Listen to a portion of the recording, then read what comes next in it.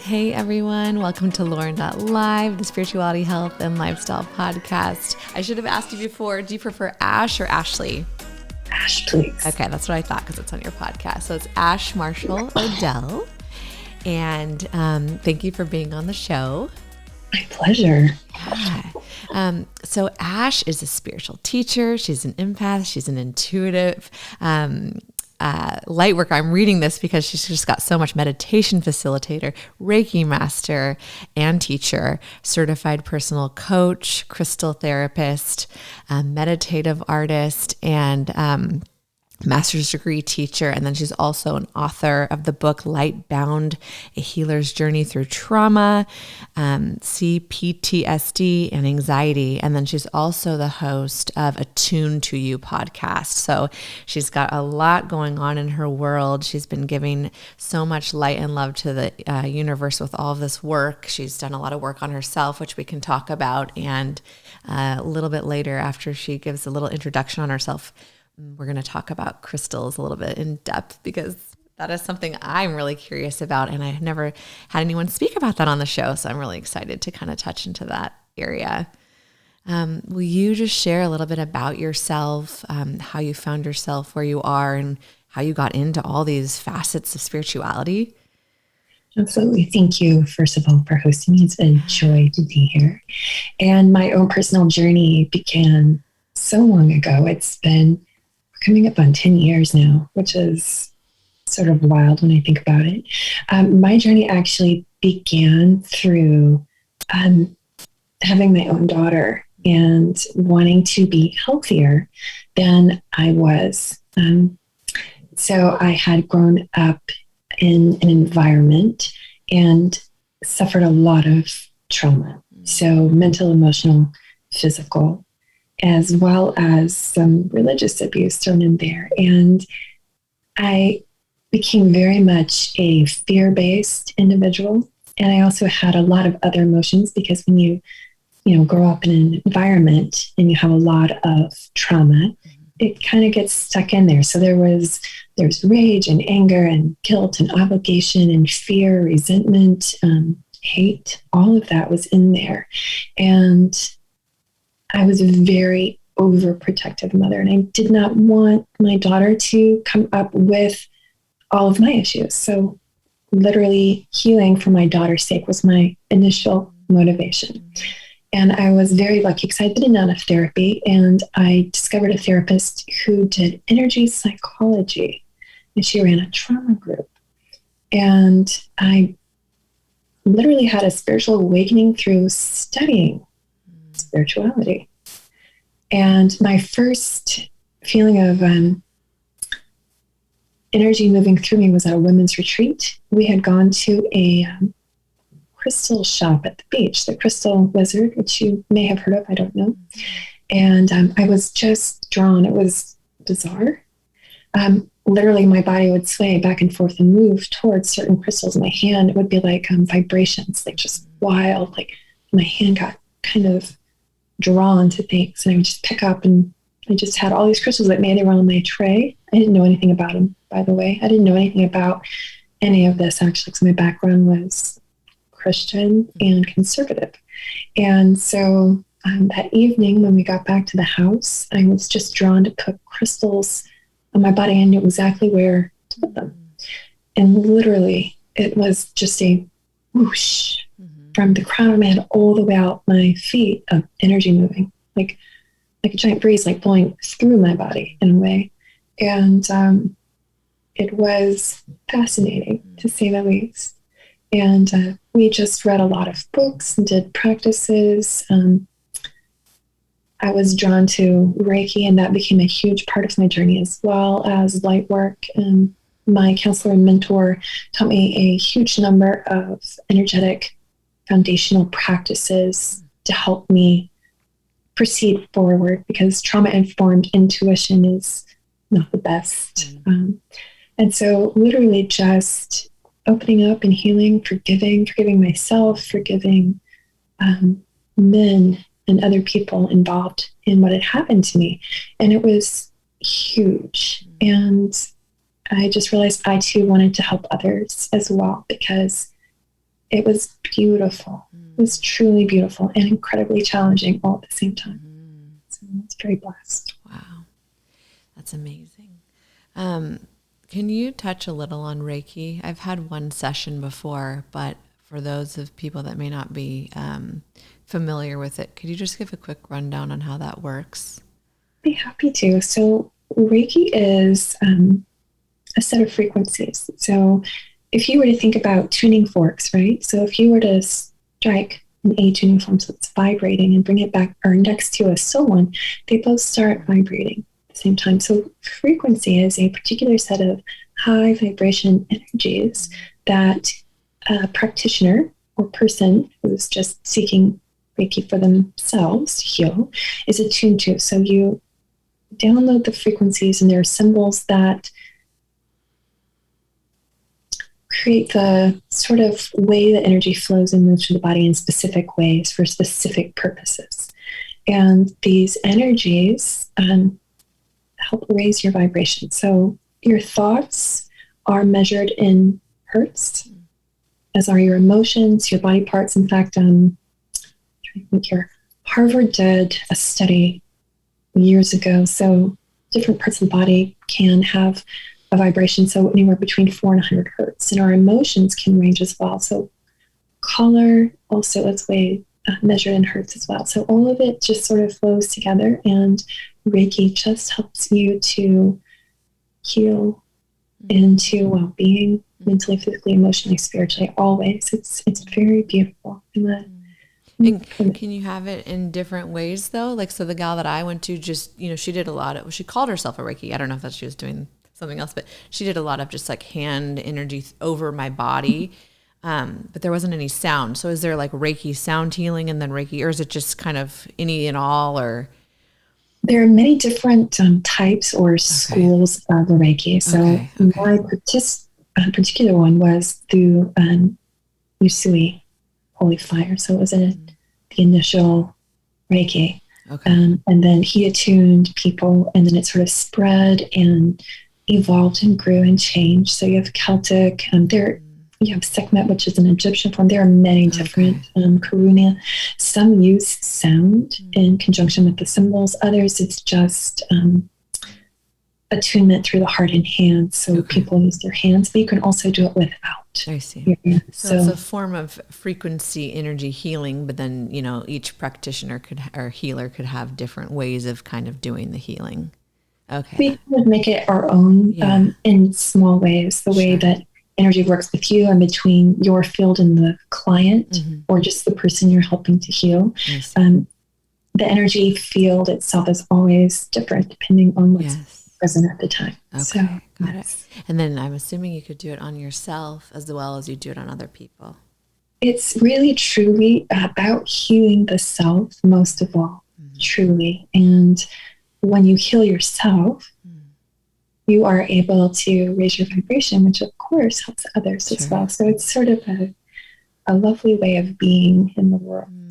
That's really neat. Wow. Okay. So you came from a background of trauma, you recognized that, and you started healing. It sounds like that therapy kind of was the first step into healing, but then you dove deeper into more like the energy and the spiritual realm. And then did you start noticing that you were intuitive? Like, when did that kind of stuff start coming through? Goodness, that was interesting to say the least. And I can't really say with any particular degree of accuracy about how that all there were sort of push pulls throughout with that. So my strongest was kinesthetic, which is feeling.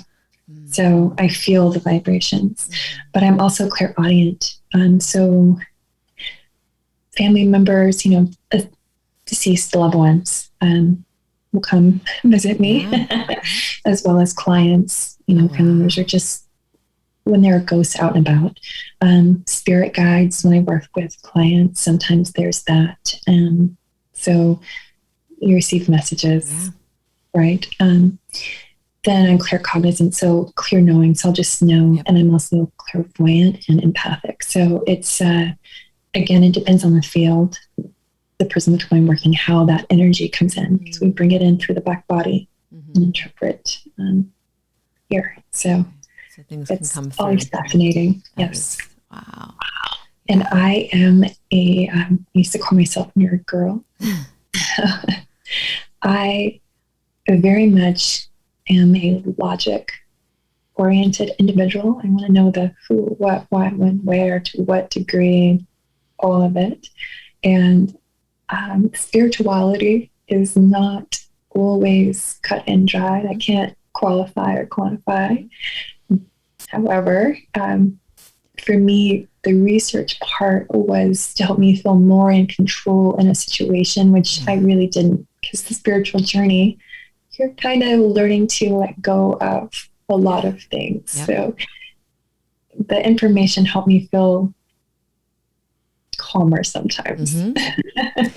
Yeah, definitely. Yeah, I've had some, because we've talked about all kinds of stuff on the show, like woo-woo, crazy stuff, and then there's been several guests that are like very practical, or I had a near-death experience episode with a doctor, and he, of course, very like typical doctor, like science-based, like has to have answers, and then he had a near-death experience, and all that went out. He realized like consciousness is, he's actually trying to prove that it is measurable scientifically, but I just think it's, as a human, yeah, you just want to know, like, I'm not crazy. Like, there are ways to measure this, right? And I just always think to myself, like, whoever's listening, like, take things with a grain of salt, feel what's true for you. Like, this podcast is never about trying to, like, force my way of thinking or whatever. But I guess I just look at things and I realize, like, everything is energy. Like, we're energy. So, of course, why wouldn't energy help heal or come through? Like, you know what I mean? Like, it seems, easier when you think about it in that aspect. But I agree. I feel like lately in my spiritual journey, I've been so much about the information part of it. Like, I just want to know everything. But I realize, like, Lauren, like you can't just, like, you got to just let it flow. And it is fun to, like, learn about things though and research, and you can't help but kind of be like, well, even the Egyptians were doing things like this. Like, it goes back centuries, and you know what I mean? As just the human, like, there's that part that you want to validate yourself and not feel crazy. But gosh, the more and more people that I speak to, whether it's on the show or off the show, or myself with intuitions that have never come through like they're coming through now, there's some crazy cool awakenings and energy flowing out there. And I think until you experience things like this for yourself, you can't really know or judge. And I think if I heard people be like spirit guides like years ago, I'd have been like, that's a little crazy. But now when you say that, I'm like, it's like, of course, like it just makes so much sense. So I guess I'm rambling, but I kind of agreed with you when you're like, I just want to know, like, validation, and it keeps me grounded. But like you said, it just kind of, it's this ever, never ending journey, and things will continue to just keep coming through. And I think that's why it's really important for us to learn how to just, like, trust that intuition above all else, right? Mostly, yeah. Mostly. In this age of, like, information war and censorship, or like media, and just, I think if we could go inside more and trust ourselves and listen, I just think that's such a valuable thing always, but especially right now. Openness and willingness to entertain different perspectives and possibilities of open, it feels better than closed, that rigid wall that we often put up to keep ourselves safe. That's a lot of work. Yeah. And so I feel like compassion and acceptance, willingness, openness, and just allowing. I think for many people, when you really truly experience that for the first time, it's a huge shift as well. So yeah, life is hard. It's challenging. It's brings up a lot for us as individuals and as a whole.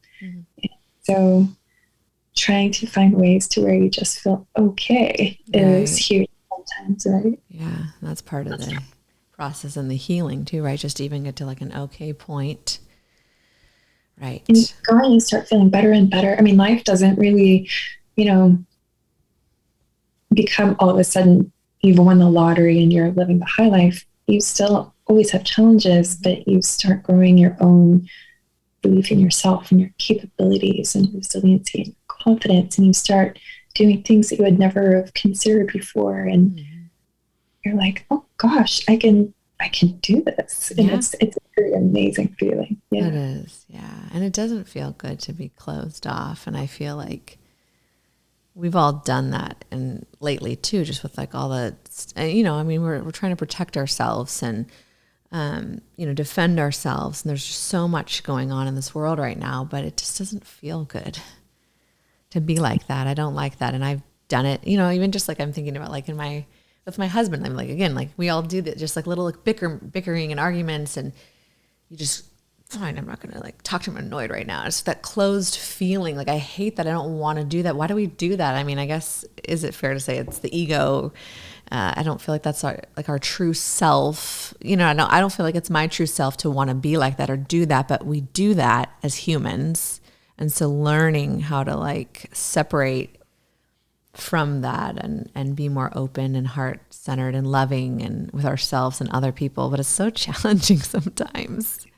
Oh gosh, yes, it is. Yeah. Yes. And there are some things, you know, those core beliefs that we all have of I'm not enough, or I'm not deserving, I'm not worthy, I'm not capable.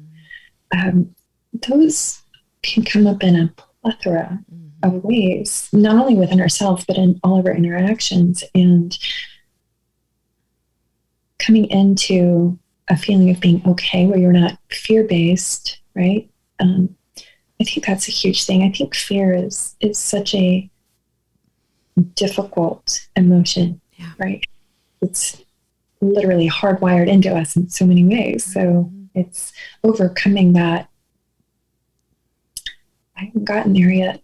So, you know? I know. It's like right when I feel like I'm like getting there, I'm like, I've got this. Like, I'm happy, I'm grateful. And then something happens. And then you're like, why did I act like that? And I mean, again, then I shouldn't shame myself, or like, you know, you forgive yourself. But it gets easier sometimes. You'll find like flows, like you'll recognize it. There is an aspect of that, like with practice, I do believe. But we're human still. And it's going to just keep happening. And I think the point is try to learn from it, gain wisdom, forgive yourself, forgive whoever else. And it's a practice.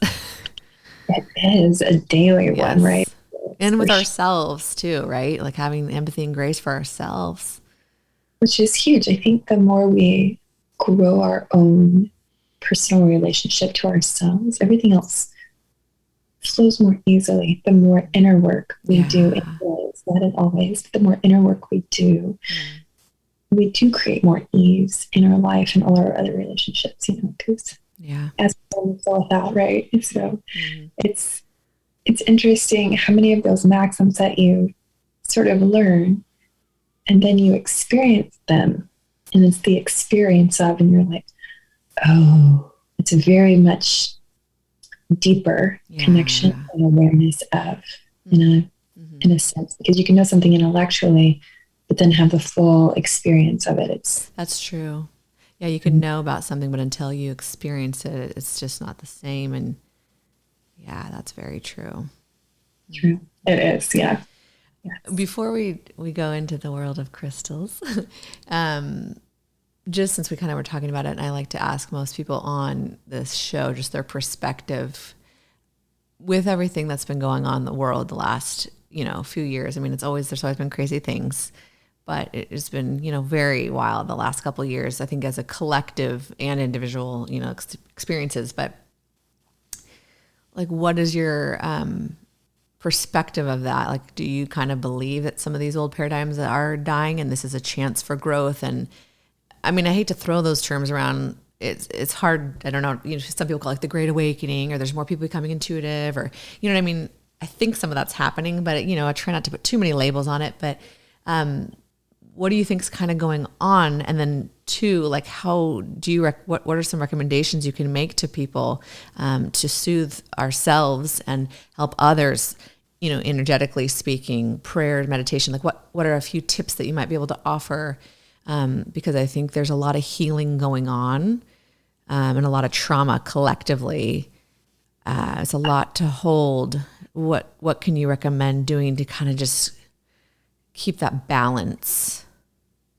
That's a really in-depth question. It is. Sorry. I don't mean to like throw that on you, but since we're kind of just talking about it, I figured I'd be curious on your take. I will tell you that it's from my perspective, and my perspective is simply my own. And I am a student of philosophy and history, culture, all of that.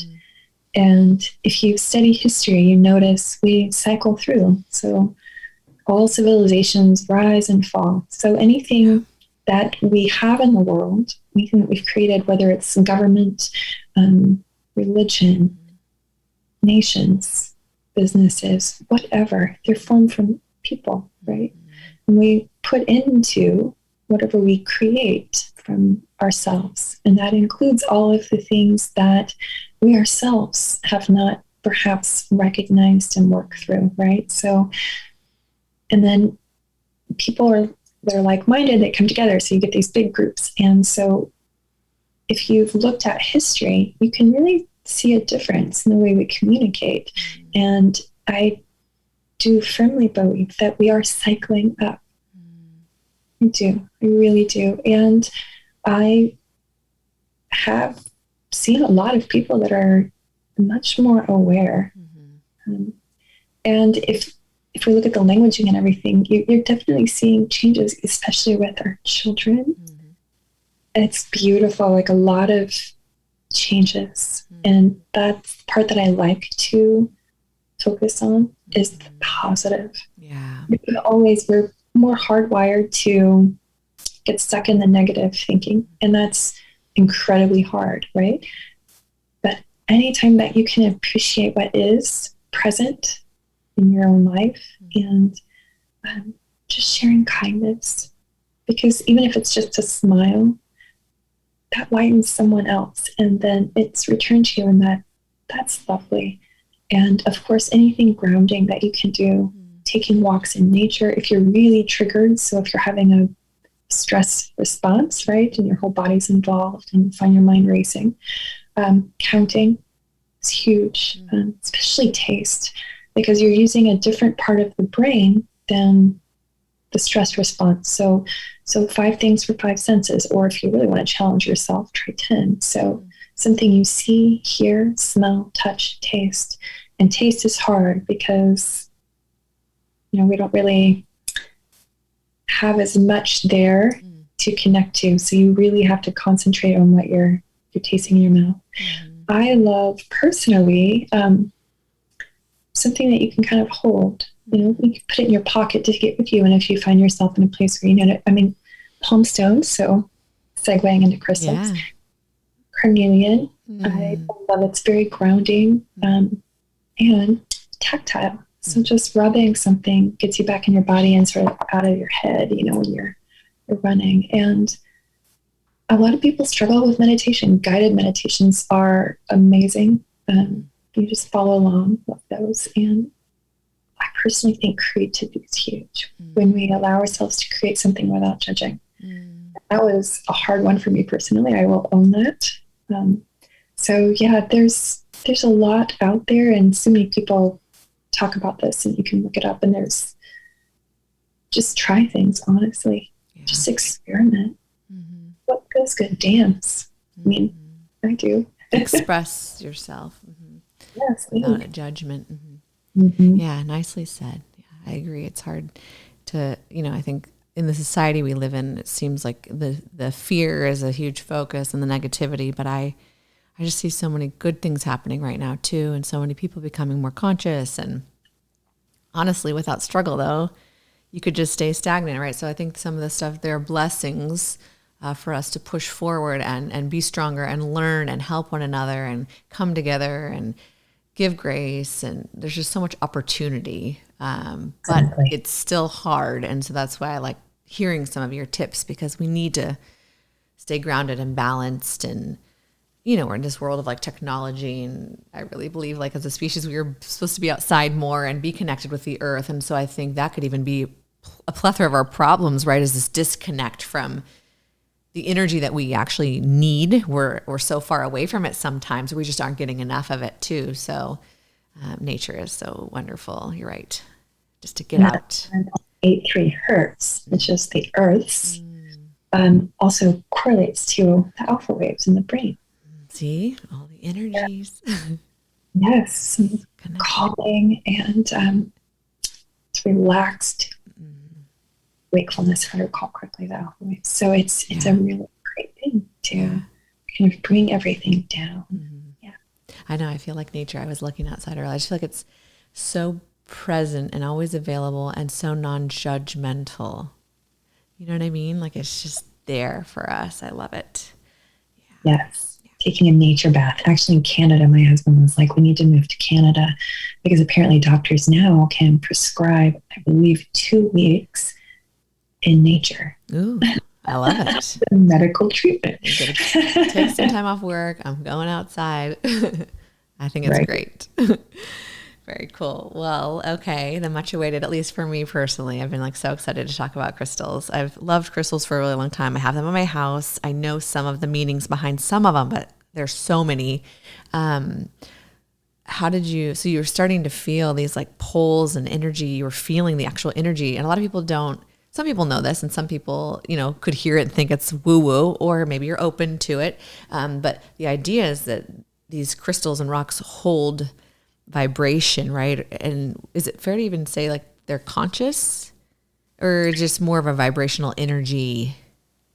So the way it works, just for the more mundane aspect of it. Sure. So crystals, a lot of our technology wouldn't work without them, right?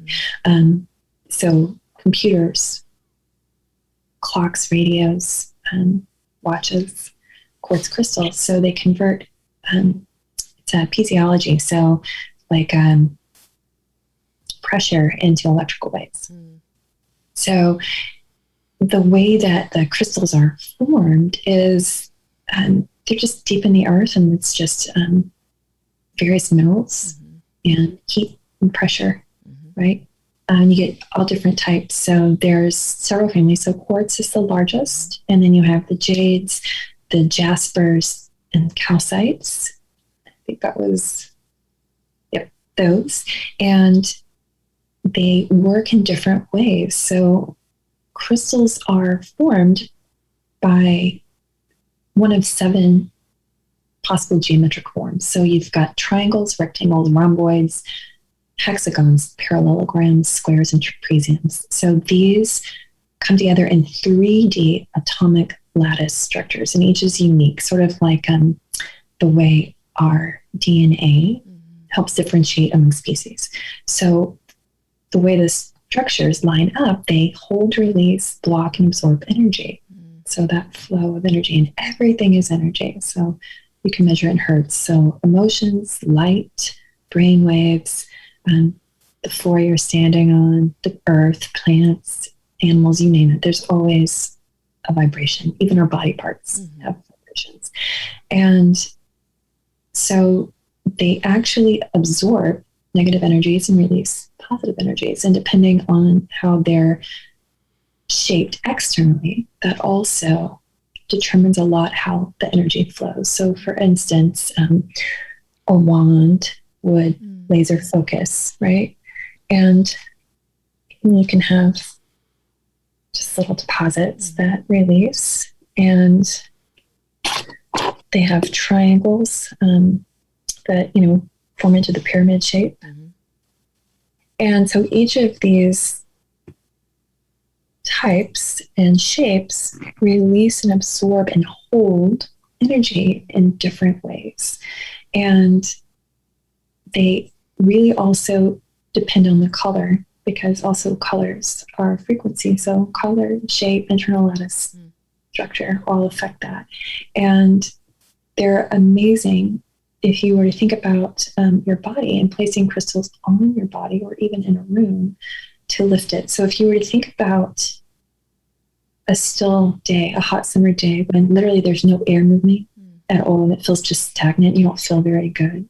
But you turn a fan on and move the air around it. It feels better in the room, right? Just by virtue of moving the air. Well, energy within our bodies and in our space, same principle applies. So the more movement you have of energy, the better you feel. So the more energy flowing through you is the better for you, right?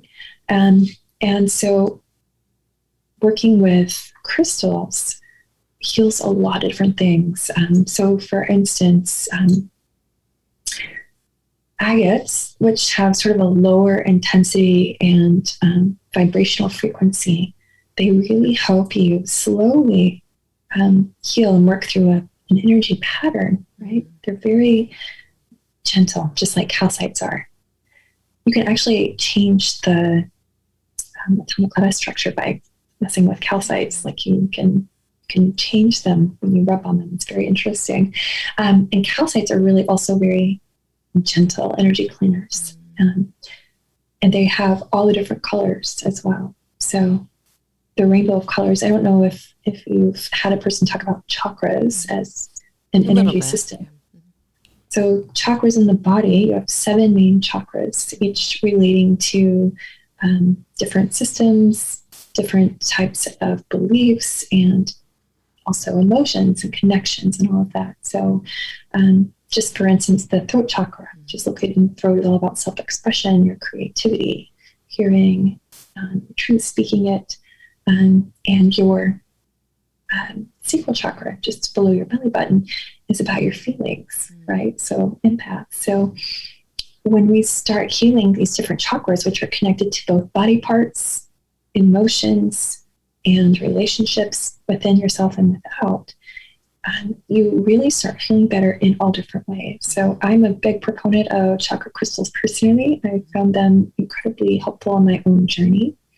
And they're so easy to do. You just lie down for maybe 20 minutes or so, put the chakras, crystals on your chakras, and it just clears that energy for you. It's lovely, and you can meditate and rest while you do it. So do you have to put specific ones, or can you just do like quartz crystal on all of them, or like using specific stones for each chakra?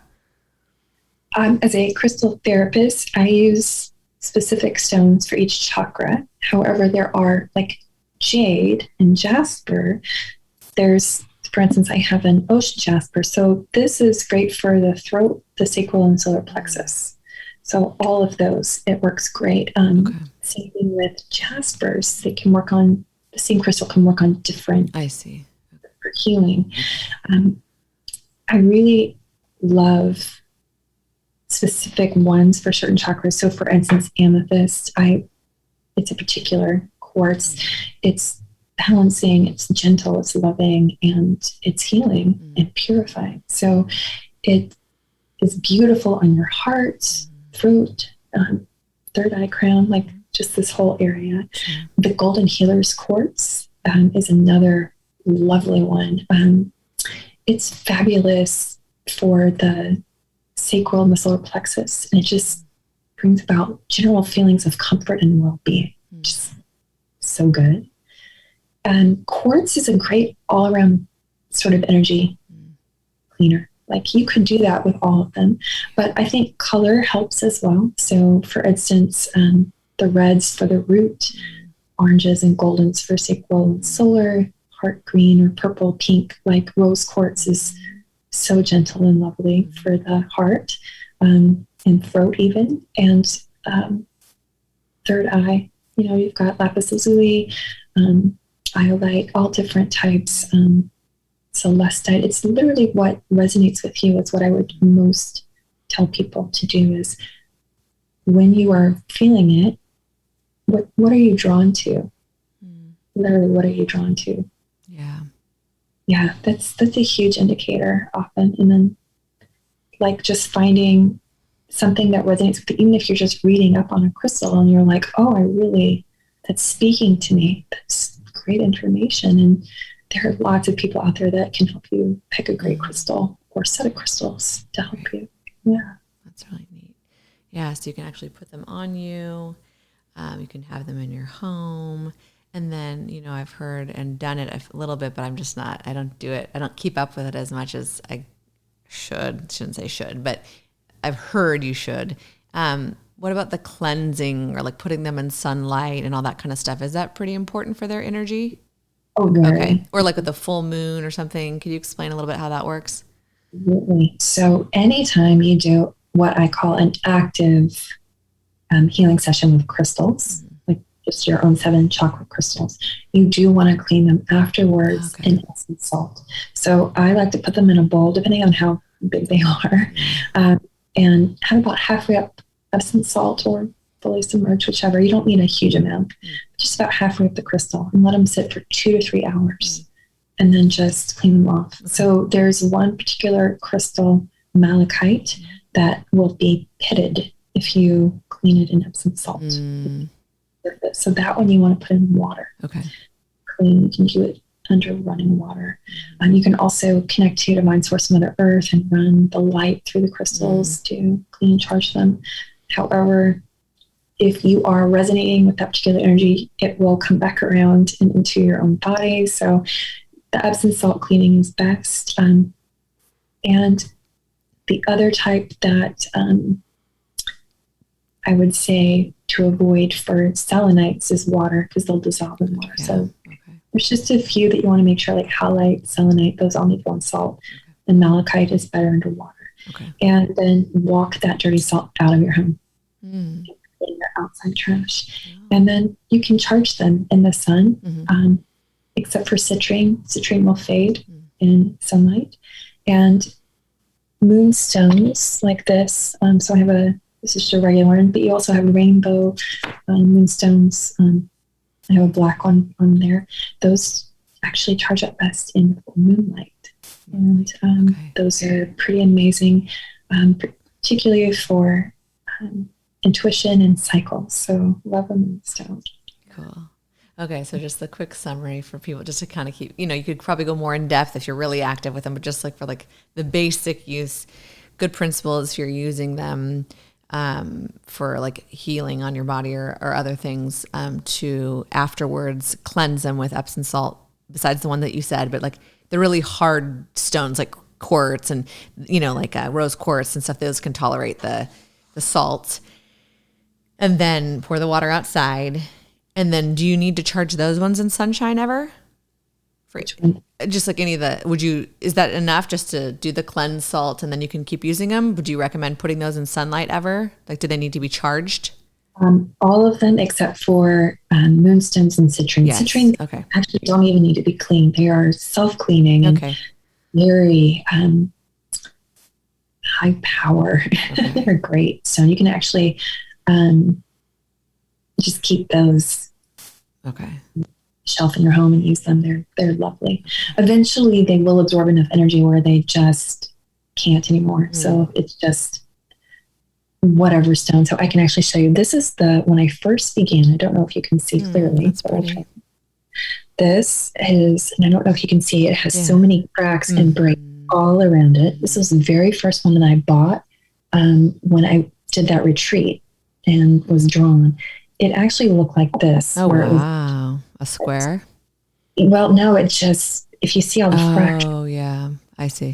All of the healing work I did, it really started crumbling. Wow. So when they get to a point where they're just no longer able, I like to get them back to the earth. So you can just bury them in the dirt.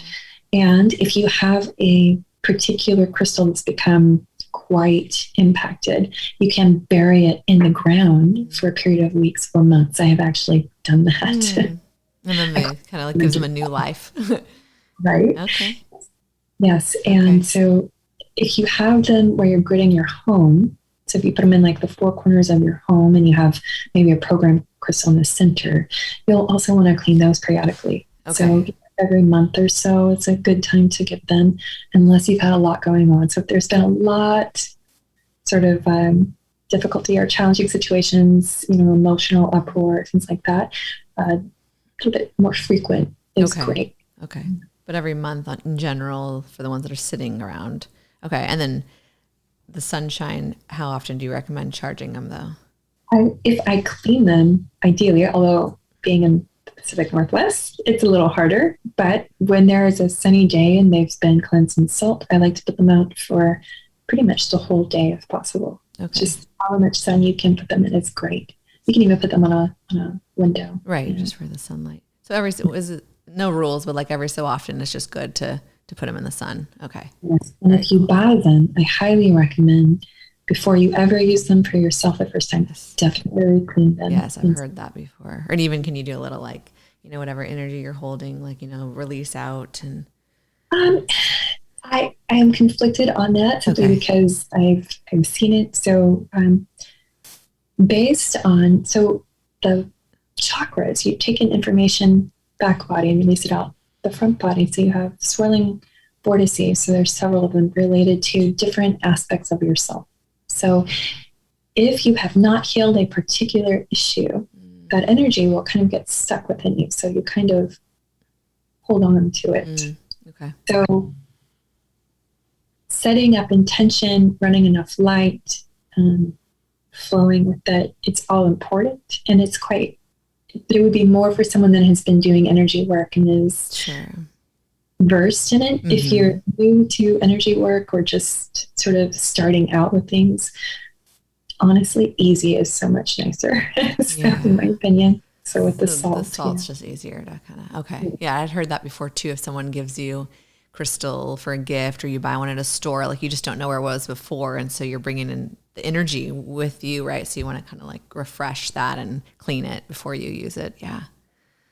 Good idea. Very cool. Wow. I love all of it. And that one that you were holding, it looked like it had, it was kind of like, it looked like quartz and an amethyst, but what was that stone? Oh, just amethyst. So amethyst can range anywhere from basically the palest or almost white color. Yeah, to the purple. Okay. Very deep purple. And I don't have my two that I have here are lighter purple. I do have a geode with dark on my dresser behind me, and it's pretty dark, but they range. Yeah, there's a range. Yeah, I have a little amethyst on my garden window in the window light, that I have had for so long. I don't even remember where I got it, but I know that one's good for anti-anxiety too. So I've actually I've struggled in the past, like flying, and I had a pendant too that I would wear, like an amethyst for flying, since it's an anti-anxiety. So it is really cool when that book you'd showed, me before we started, if you're interested in crystals, anybody, like go start researching, which ones are for what. And then if you feel like, one, you're called to it, like you said, but also if there's certain areas that you're working on, anxiety or whatever, specific stones align with those. And, rose quartz go for like heart and love. You're feeling like you need some help in those departments. You can get specific ones and keep them on you, with you, wear them as jewelry. That's the cool thing about them. Yeah. And then there's a whole nother world, because those are very like generic ones. Like, I feel pretty well versed in the quartz and rose quartz and amethyst. But then it gets into all the crazy cool ones that are not as mainstream available. There are a ton, and I have worked with so many of them. And I have chrysocolla. I have, oh my goodness, I'm going to blank. I have a ridiculous number, honestly. I'd love to see your collection. It's probably huge. Here for a while. Your whole house. Yeah. Honestly, there truly is a plethora of them.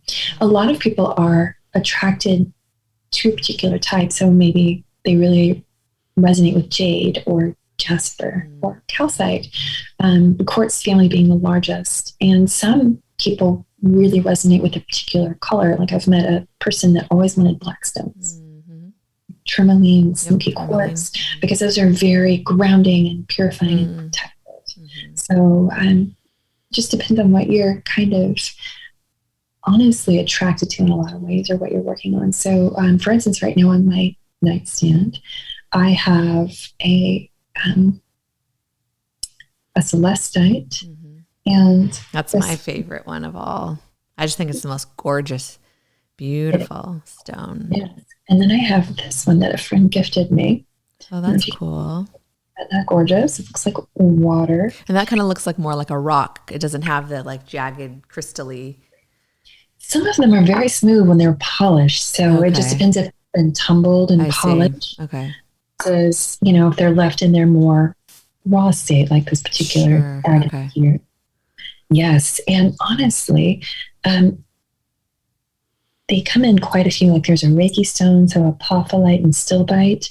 If you're looking for some great things to just put around your home to help grid it against or to protect, stillbite points, they're tiny. Oh, yeah. Okay. Crystal size doesn't really matter as much, right? Okay. Dependent. And quartz points are fabulous as well for that. And honestly, they come in different mineral combinations. So, for instance, I have what's called an ametrine. So it's amethyst and citrine together. That's cool. Beautiful for all of this. It's very, very lovely, I will say. A good citrine point is also quite fabulous. That's pretty too. For solar plexus work to hang, especially if you're working with will and creativity and fire and getting things done in action. And if you're working more on sort of getting in touch with yourself and your cycles, moonstones are beautiful, as are tangerine, calcites, orange calcites, and the golden healer's quartz as well. I quite like some of the jaspers. So they have some that work on multiple chakras. So really lovely energy depending on what you most would like to. Areas to work on. Wow. Yeah, I haven't, I don't know a lot about like the jaspers and stuff, so I'll have to look into some of the different ones. That's cool. There's the fancy jasper, picture jasper. There's lots of different ones. And there's also agates, which are gorgeous. And they also are wonderful to gently help you ground and be here, present. Yes. Touch. Yes. Very cool. Wow. I love it. All of it. I want to just, I was really into them for a while, and then I just have them kind of sitting around, but I like to put some in the corners of my home and do some things like that. And I want to be better about cleansing them and even incorporating them into some meditations. I think that'd be really cool. Yeah, just sitting with one in your receiving hand. So you're receiving your non-dominant. So what you least use as far as writing or eating or what have you. Sitting with that in your hand, just sitting them near you when you meditate is helpful because energy always flows, right? Right. So, yeah, it's wow. good. And you can put them in combinations and the energies work together to create a particular field, which can be amazing. So amethyst with moonstone and opalite or opals, even a smoky quartz thrown in is a fabulous cycle, balance, purifier, stabilizer as you are moving through things. So just it's however you're drawn to. And you can work with, so for instance, I was for quite a while doing crystal consults with people to help them for their home or chakras. So there are lots of people out there that do that type of thing, and you can find reviews and work with some if you would really like to dial in on your best crystals for you and your energy. Yeah. That's really neat. Wow. This is that's a whole nother world. There's a lot to learn about each one. And yeah. Always. Oh my goodness. Always. There's a lot of information out there. So one of the books that I do recommend with the author is the Book of Stones. Robert Simmons and Naisha, and I apologize if I mispronounce her last name, Asian, Ahsian. So Robert Simmons, and it's the Book of Stones. They have multiple editions. The information is spot on, excellent, detailed. And he does pairings as well and talks about if you're working with something or on something and recommendations for. So it's a great resource. That's really cool. Wow. Well, thank you for kind of taking us through a little bit of that world. Very nice. Yeah. Well, before we wrap up, tell us a little bit about your podcast.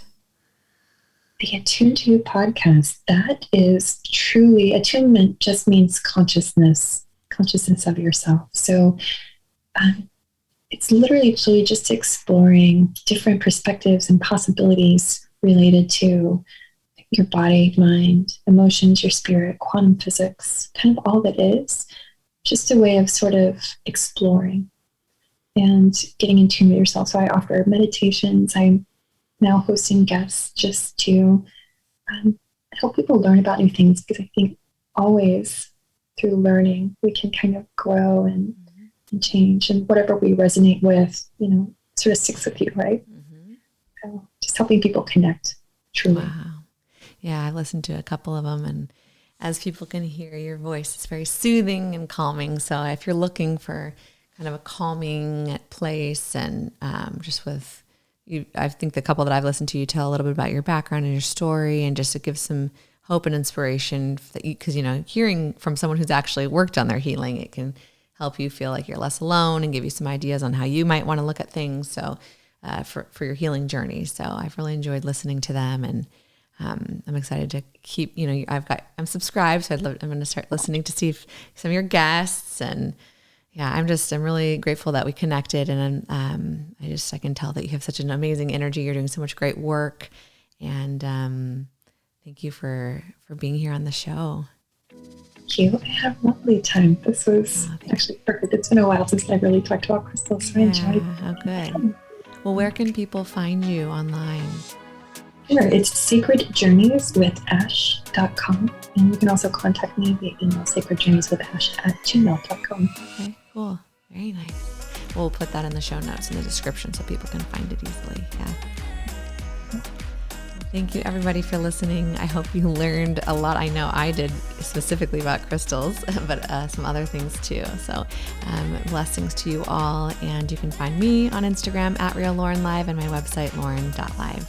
Cheers.